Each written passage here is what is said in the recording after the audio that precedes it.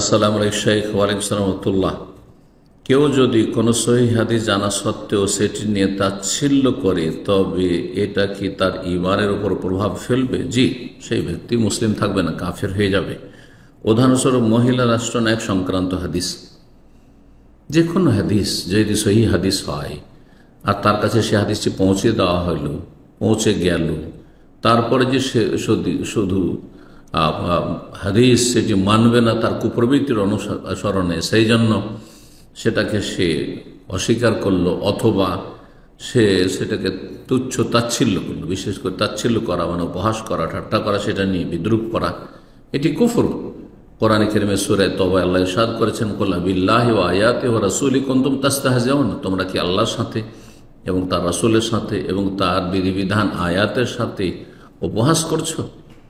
আর শরীয়তের আয়াত যেমন কোরআনী আয়াত, তেমনি বিধিবিধান হচ্ছে আয়াত, হচ্ছে হাদিসগুলি যেগুলো কোরআন কারীমের ব্যাখ্যা।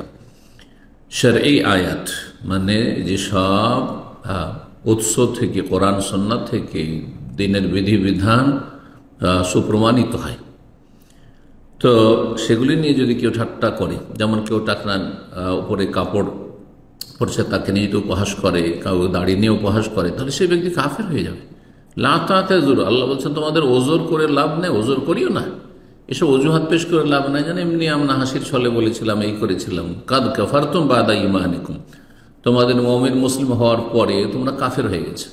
তাহলে যদি কেউ ইসলাম নিয়ে, মুসলিম নিয়ে, কোনো মুসলিমকে নিয়েও যদি ঠাট্টা বিদ্রুপ করে, কিসের জন্য? তার ইসলামের কারণে, তাহলে সেই ব্যক্তি কাফের হয়ে যাবে। তো রাসূলুল্লাহ সাল্লাল্লাহু আলাইহি ওয়াসাল্লাম সহিহ হাদিস, মুহাদ্দিসরা সহিহ বলেছেন, কোনো তাতে দ্বিমত নেই, আর সেটি নিয়ে যদি তুচ্ছ তাচ্ছিল্য করে তাহলে কাফের হয়ে যাবে।